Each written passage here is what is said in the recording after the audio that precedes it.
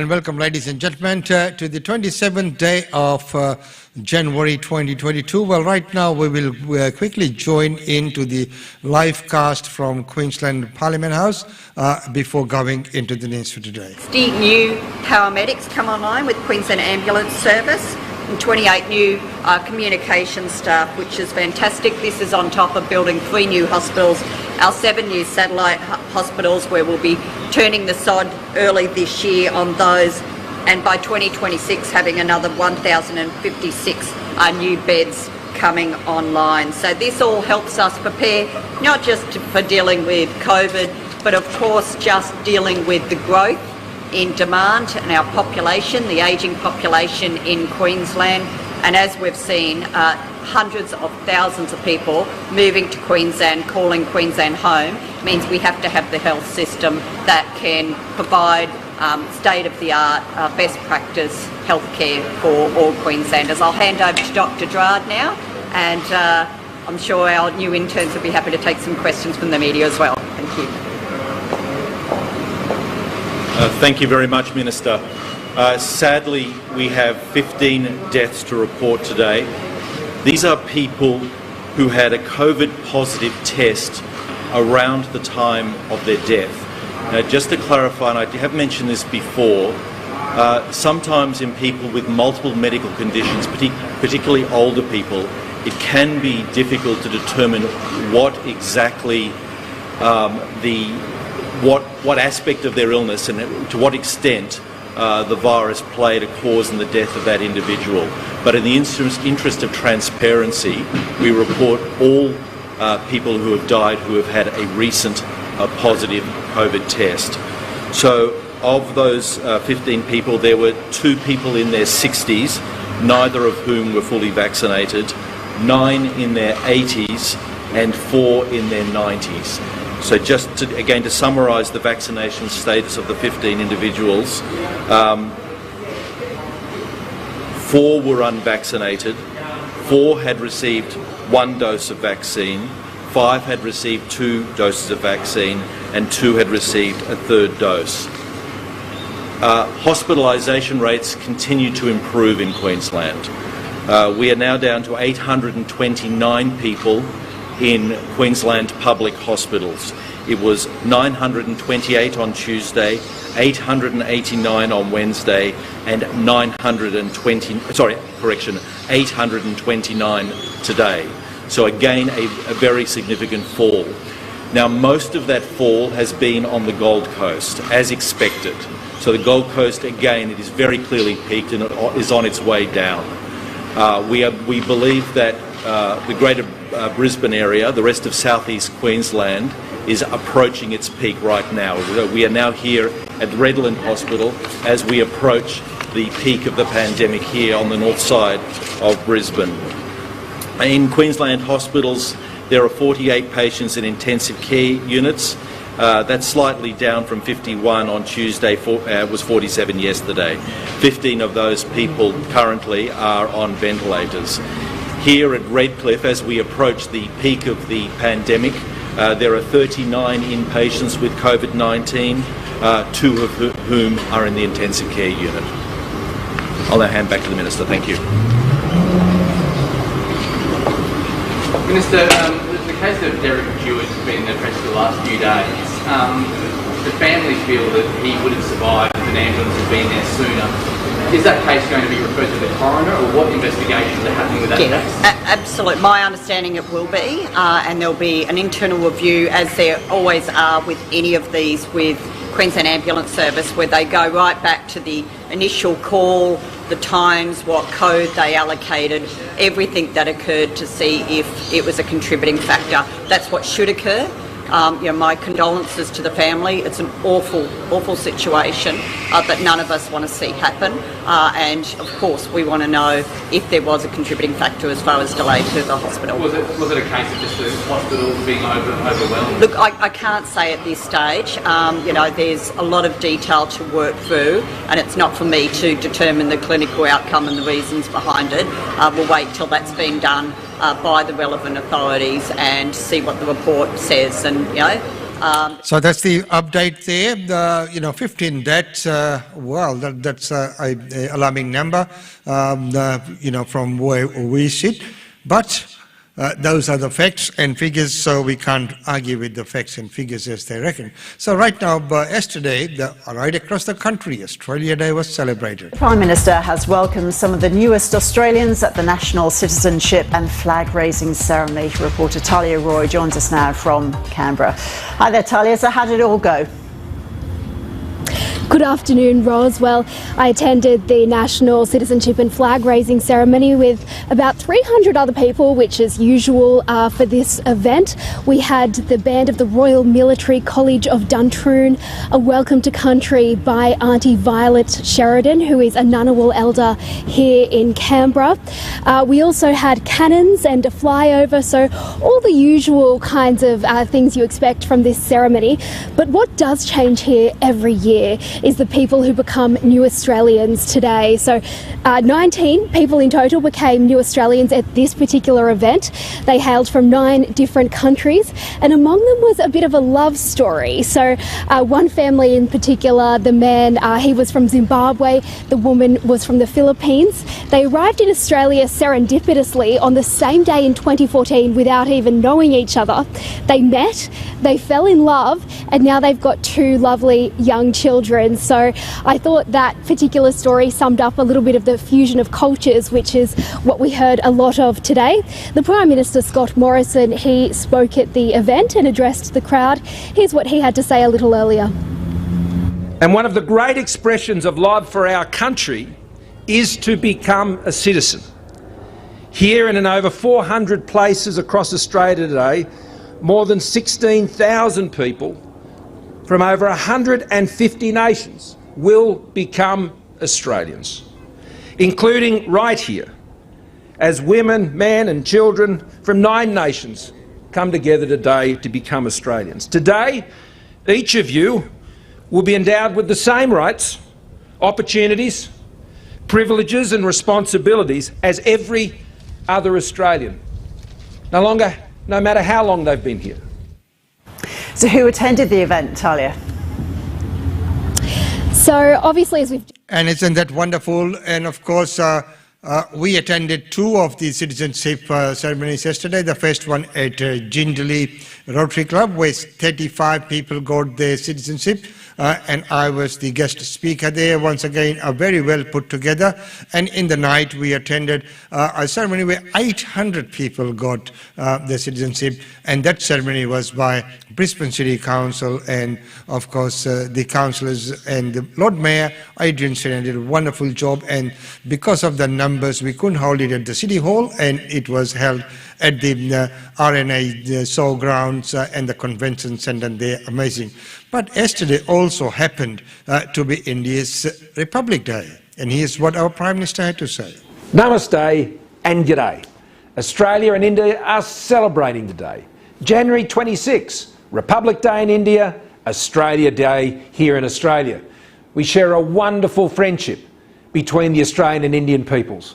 We join with you in celebrating democracy today, India's and ours too, and celebrating the fantastic contribution of people with Indian heritage right here in Australia and all around the world. The journeys of our 2 nations have been very different, but we do share much in common, in particular, a common road ahead. We have a shared vision for an open and resilient and free Indo-Pacific region. We're partners across so many fronts, working together to secure that peace and freedom for our world and our region.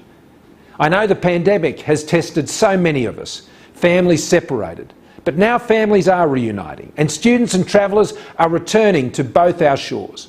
So better times are indeed ahead. So on this Republic Day, I join our Indian friends and Australians with a connection to India in celebrating your Constitution's enactment on this day in 1950, as well as celebrating with you this year your 75th anniversary of independence. So, happy India Republic Day and happy Australia Day. And isn't that a wonderful message there? And that's the message that has been resonating within our communities wherever these functions have been taking place. And of course, we had the flag raising at the Indian Consulate. Here's a glimpse of what happened there. This is just a short glimpse. May I begin by acknowledging the traditional custodians of the land, our First Peoples, the Aboriginal and Torres Strait Islander peoples, on whose land we live and work. I'd like to acknowledge their ancestors and descendants. I'd also like to acknowledge the presence of Rachana Singh, the Honorary Consul, Professor Singh, distinguished leaders of the community. Thank you all for coming here. May I also implore you to employ COVID-safe measures as we are witnessing the Omicron wave pandemic these days. Please ensure social distancing and please wear masks. We will now have the flag raising. Should we end with the flag raising now, please?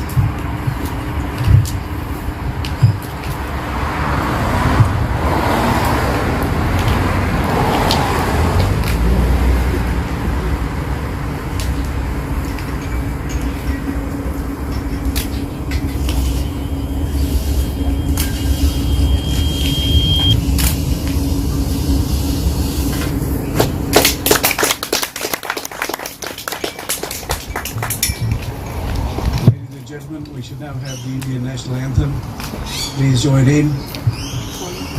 Followed by the Australian national anthem. अधिनायक जय हे भारत भाग्य विधाता पंजाब सिंध गुजरात मराठा द्राविड़ उत्कल गंगा विंध्य हिमाचल यमुना गंगा उज्जवल जलज तिरंगा तब शुभ नामे जागे तब शुभ आशीष मांगे गाए तब जय गाथा जन गण मंगल दायक जय हे भारत भाग्य विधाता जय हे जय हे जय हे जय जय जय जय हे. Ladies and gentlemen, those of you who know the Australian national anthem, please join in as well. Australians all like us rejoice, for we are young and free, with golden soil and wealth of joy. Our home is good by sea, land abounds in pages of beauty rich and rare. In history space at every step, advance Australia fair. In joyful strains and let us sing, advance Australia fair. Well done. Thank you very much. May I now request Mr. Rachana Singh to say a few words.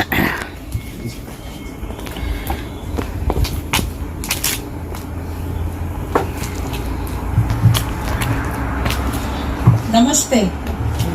Good morning and a very warm welcome as we celebrate India's Republic Day and also commemorate Australia Day. I pay my respects to the traditional custodians of the land on which we meet and also acknowledge the elders past, present and emerging. Professor Singh, community leaders, elders, friends. On 26 January 1950, India was declared a secular, sovereign, democratic republic, wedded to the ideals of equality, liberty, freedom, democracy, and the rule of law.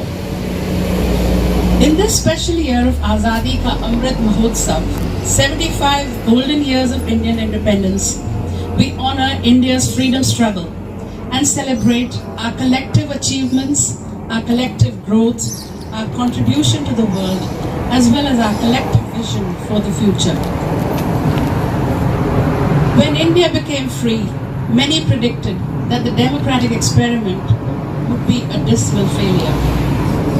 Who, after all, thinks of universal franchise when the literacy rate at the end of British rule was a mere 17%, when more than 60% of the country was below the poverty line, and when more than 20 languages were spoken in the country? India has proved them all wrong. Taking sustenance from the republican and democratic ideals that go as far back as the 6th century before Christ, and from a very pervasive liberal philosophical tradition, Indian democracy has thrived, has evolved, and is an inspiration to many democratic nations of the world today. India's constitution confers fundamental rights and liberties to each and every citizen and offers platforms and avenues to address the concerns and issues of its 1.3 billion population in a peaceful way, within a legal and administrative framework. Today, we remember with gratitude the many freedom fighters. Their selfless sacrifices has made independence possible. We reaffirm our commitment to the ideals of our freedom fighters, to freedom and equality, and above all, to the methodology of peace that crystallized under the leadership of the great Mahatma Gandhi. He took on the might of the British Empire, armed with only his moral conviction that each one of us deserved to be free and treated with respect. The pandemic has ravaged the world for the last couple of years, and the aftershocks will be felt by humanity for a very long time. We mourn the loss of life and pay tribute to all the frontline workers and our warriors who kept up the fight against the epidemic. Many even died while on this mission. With determination and resolve, the vaccination rates in India have been impressive. More than 1 billion have received at least one dose, and almost 50% have had both doses. The country seems to be gingerly returning to normal. India has also demonstrated yet again good neighbourly concern for countries such as Bhutan, Maldives, Sri Lanka, Myanmar, Bangladesh, to name a few, and also extended a helping hand to countries further afield such as South Africa, Brazil and Morocco, thereby demonstrating their age-old belief in Vasudhaiva Kutumbakam, the world is one family. The World Health Organization chief, Dr. Tedros, has heaped praise on India for this great contribution. Today, when humanity is facing crises that defy borders and that threaten our very existence, the ideals and values that celebrate our human family must be guarded and promoted throughout the world. It is very befitting, friends, that India has won a non-permanent seat at the United Nations Security Council with 184 of the 192 validly polled votes for the term 2021-22. India's regional relationships through the Quad and AUKUS are also a reflection of the regard and respect with which the world sees the new India. India's economy looks hopeful, with the Asian Development Bank predicting a 9.7% growth for the 2021-22 period, mainly on account of improved performances in the farm, mining and manufacturing sectors. India's performance at the Tokyo Olympics with a record haul, including 1 gold and 3 women amongst the medalists, is a reflection of the mood of New India. The spirit of the women's hockey team, even when they missed the medal, was truly inspirational. As we celebrate Azadi Ka Amrit Mahotsav and 75 years of India's independence, we look forward to the next 75 years with confidence and resolve. Today, we also commemorate Australia Day, We celebrate our adopted home and the glorious values of multiculturalism and equality of all citizens. As Australians of Indian heritage, we bring to this great nation a social ethic that values diversity and respect for others. We also pledge to strengthen our vibrant society with our shared commitment to the Commonwealth, democracy and world peace. Jai Hind. I now request Professor Singh. So, ladies and gentlemen, that's a little bit of coverage from there. We might do another program where we can show the whole lot, but in interest of time, we need to keep moving on. So, as I mentioned, yesterday was a very, very eventful day. So many things that took place, and of course, we can never ever forget our First Nations people. It is their land, and this is where we are. And in my address, I did touch on that as well. But yesterday, well, it was very good to see that the First Nations people being acknowledged. Puchuri Gamarua, Dian Labana, Camarada, Garimugara.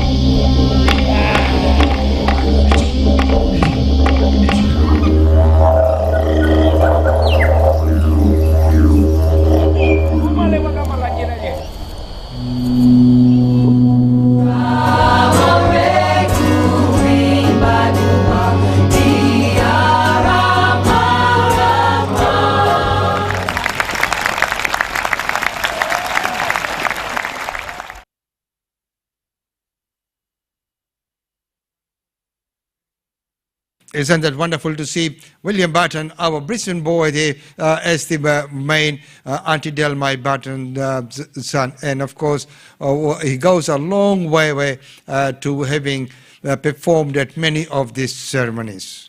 I'm here at Barangaroo where the Woogalora morning ceremony took place. The event started at around 7:45 with the ancient smoking ceremony. Crowds began to gather at the Wallamore lawn at sunrise to honour the traditional custodians of the land. The New South Wales Governor Margaret Beazley and the New South Wales Premier Dominic Perrottet addressed the event, which was attended by a number of other MPs. The ceremony included performances by Aboriginal singers and dancers, including Kumuri, the Buja Buja dancers, and Australia's leading didgeridoo player William Barton. The event wrapped up at around 8:30 with the national anthem, which was sang in both Eora and in English. And thank you very much for that report. Right now, yesterday was also the day of announcements of the local heroes and the Australian of the Year, and Para-Olympian Dillian Alcott took the honours. Thank you, everyone.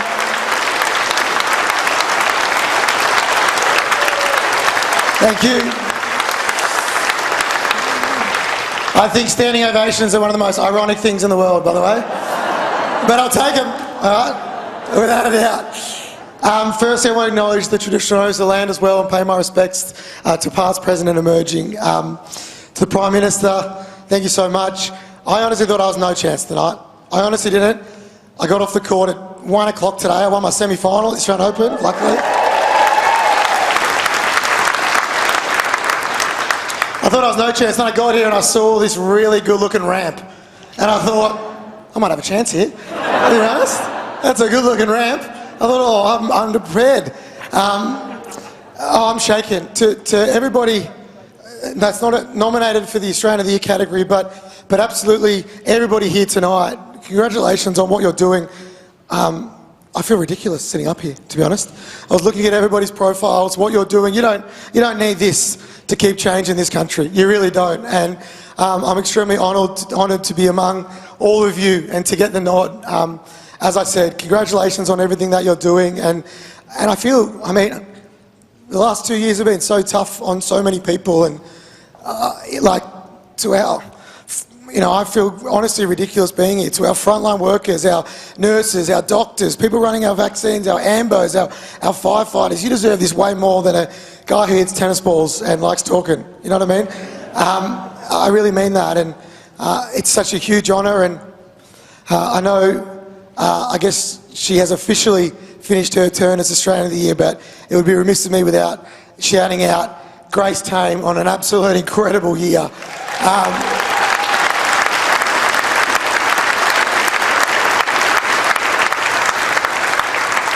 Tammy, you are fierce and I love it, and you have done so much for your cause, and if I could be 1/8 of the Australian of the Year that you were, I think I've done my job. And I remember when I won the US Open, I scalded a beer out of my trophy, and you put it up on Twitter saying, if I got to pass the mantle over to this guy, I'd be honoured. But the only thing is we have to scale a beer together. So give me a couple of days and then we can do it, all right? Not just yet. I've been in a wheelchair my whole life. I was born with a tumour wrapped around my spinal cord that was cut out when I was only a couple of days old, and I've known nothing but having a disability. And if I'm honest with you, I cannot tell you how much I used to hate myself. I used to hate having a disability. I hated it so much. I hated being different, and I didn't want to be here anymore. I really didn't. And whenever I turned on the TV or the radio or the newspaper, I never saw anybody like me. And whenever I did, it was a road safety ad where someone drink drives, has a car accident, and what's the next scene? Someone like me in tears because their life was over. And I thought to myself, that's not my life. But I believed that was going to be my life.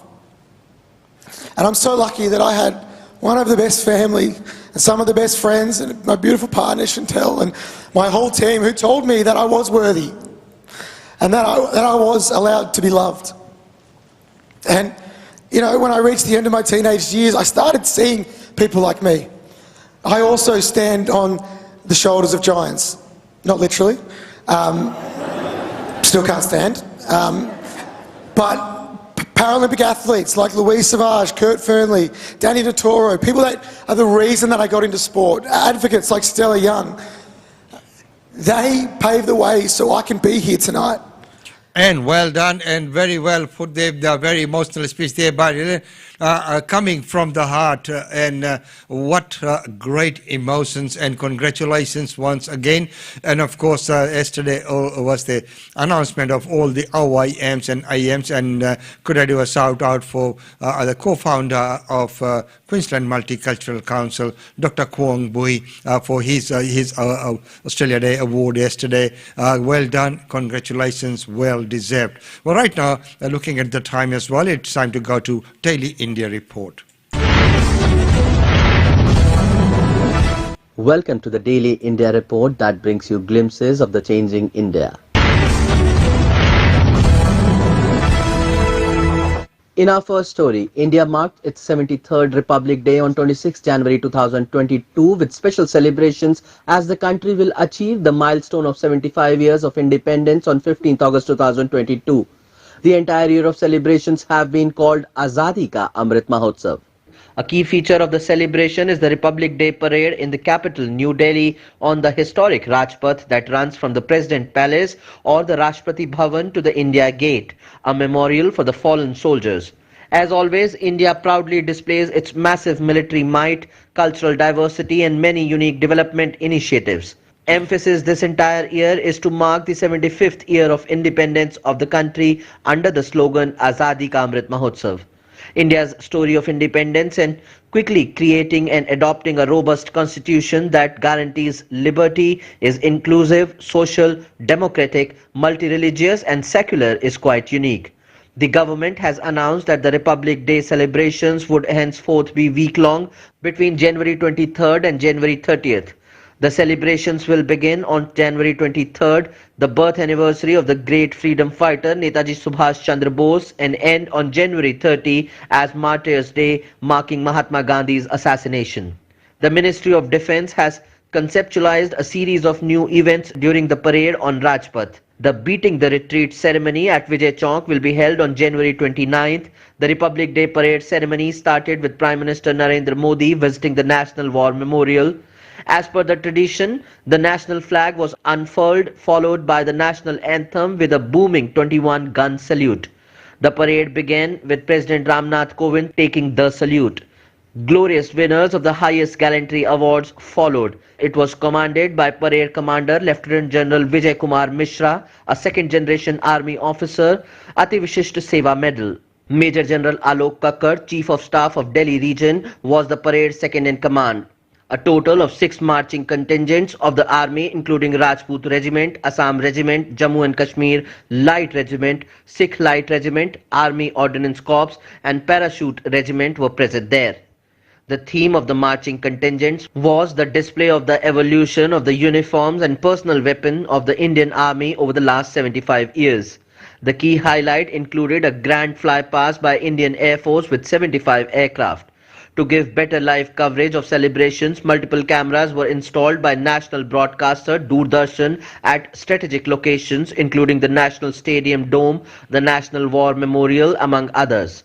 At Rajpath, a 360-degree camera was installed to give people a bird's-eye view of the celebrations as they unfolded.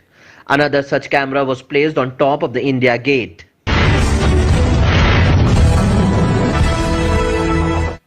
Big and bitter political battles are being fought in the biggest Indian state of Uttar Pradesh ahead of the state assembly elections. A major tug of war is how two major political parties, the BJP led by Prime Minister Narendra Modi and the Samajwadi Party led by former State Chief Minister Akhilesh Yadav, are poaching each other's and senior leaders from the Congress Party.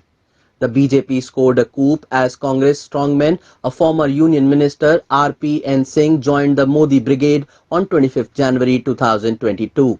Former Union Minister and Congress leader RPN Singh from the Uttar Pradesh joined the BJP in a public ceremony attended by 3 Union Cabinet Ministers of Prime Minister Narendra Modi's government.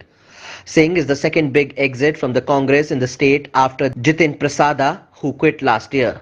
Prasada joined the BJP and later became a minister in the Uttar Pradesh government led by Yogi Adityanath. RPN Singh tweeted, quote, "This is a new beginning for me and I look forward to my contribution to nation building under the visionary leadership and guidance of the Honorable Prime Minister Shri Narendra Modi, BJP President Shri JP Nadda ji and Honorable Home Minister Amit Shah ji." End quote.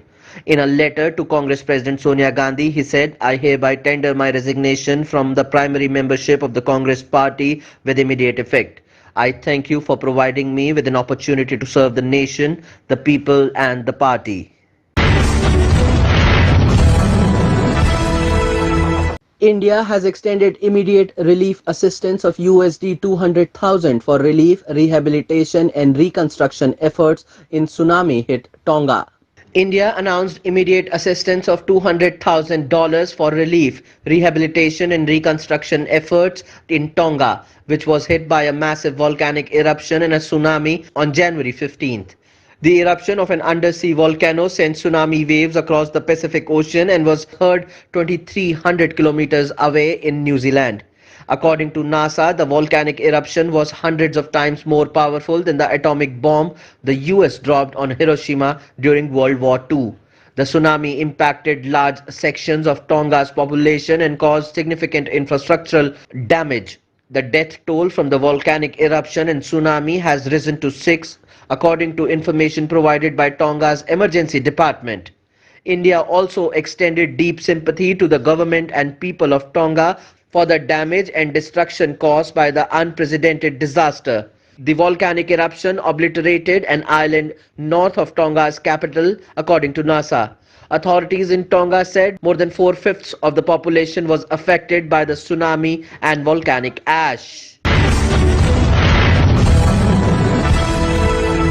Indian nationals will benefit from less COVID-19 restrictions now being put in place by the government of the UK for travellers arriving from 11th February.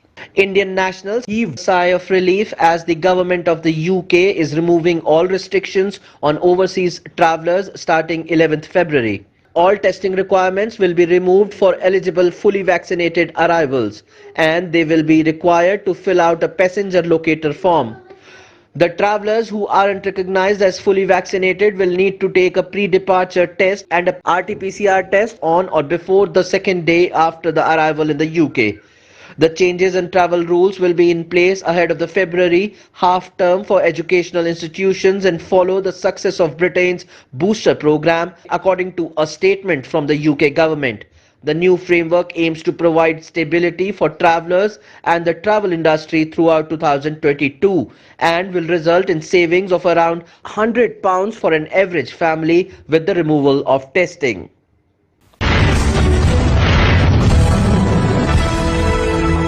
Tokyo Olympics gold medalist Neeraj Chopra was awarded the Param Vishisht Seva Medal on the eve of Republic Day.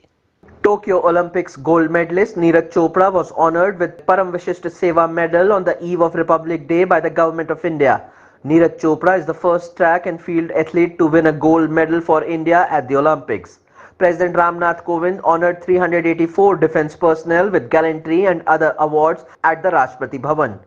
The award included 12 Shaurya Chakras, 29 Param Vishisht Seva medals, 4 Uttam Yudh Seva medals, 53 Ati Vishisht Seva medals, 13 Yudh Seva medals, 3 Bar Vishisht Seva medals. The President also honoured the winner of 122 Vishisht Seva medals, 3 Bar to Sena medals, gallantry, 81 Sena medals, gallantry, 2 Vayu Sena medals, gallantry, 40 Sena medals, devotion to duty, 8 Now Sena medals, devotion to duty, and 14 Vayu Sena medals, devotion to duty. Producers of the film Loop Lapeta have released another track called Nirvana. The cast include known Bollywood star Taapsee Pannu and Tahir Raj Bhasin. Bollywood fans received a treat on the eve of Republic Day as producers of the film Loop Lapeta released the track Nirvana online. The film stars Taapsee Pannu and Tahir Raj Bhasin. It's an upbeat track and the music video shows Tahir attempting to extort money as he and Taapsee run short of time to save his life. Nirvana has been crooned by Harshal Vyas while Siddhant Maggo has penned the lyrics. Akash Bhatia's directorial Loop Lapeta is the Hindi language remake of German filmmaker Tom Tykwer's 1998 classic movie Run Lola Run. The film will chronicle Savi and Satya's passionate love tale as they race against time. On his Instagram handle, Tahir dropped the track's clip and wrote, "Jo bhi hona hai wo sab forehead pe likha hai. Nirvana song out now. Take a look." The film will stream on the OTT platform Netflix starting 4th February 2022. Apart from the leading duo, it also stars Dibyendu Bhattacharya, Shreya Dhanwantri, and Rajendra Chawla among others in pivotal roles. Sony Pictures Films India, Ellipsis Entertainment and Ayush Maheshwari have jointly bankrolled it. Another major trailer is out of the much-awaited film Badhai Do, starring Rajkumar Rao and Bhumi Pednekar. The Republic Day Eve was definitely full of delight for Bollywood fans as it marked the release of the trailer of the much-awaited film Badhai Do, starring Rajkumar Rao and Bhumi Pednekar. Directed by Harshvardhan Kulkarni, the comedy drama is about two people who get into a marriage of convenience in their 30s to hide the secret about their sexual orientation. Badhai Do will hit the cinemas on February 11.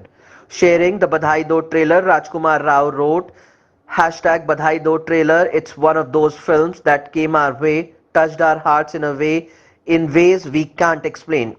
Some journeys are meant to be remembered forever. अब आप देखो trailer और हमें #Badhai Do in theaters on the 11th of February.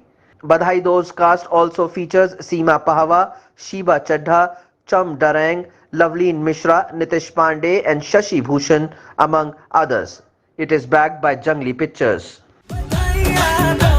चुंगी क्यों से लेना? कौन सा रास्ता लेना चाहिए? आईडी दिखाओ। आईडी? मुझे क्या दिखा रहे हो? उसे दिखाओ। That's all for this bulletin of Daily India Report.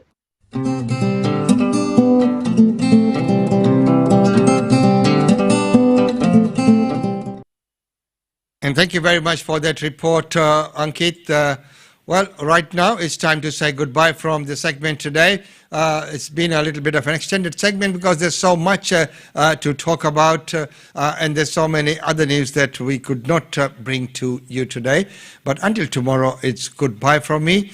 And stay safe. And if you haven't got your booster, get the boosters as well. And if you're attending functions and events, please do take care and exercise all the precautions that have been put out. And it is wonderful to see that, even yesterday, 800 plus recipients and all their families and friends, so over 1,000 people at the RNA citizenship ceremony organized by Brisbane City Council, and all under the COVID safe plan. So it is good to see that people are exercising what needs to be done. It is a little bit hard on all the staff, and people have to come early, go through, so your certificates and everything. But even then, people are doing it. People are adaptable. People understand, and they're all trying to do the right thing by everyone. Until tomorrow, it's goodbye from me. Wonderful to have your company.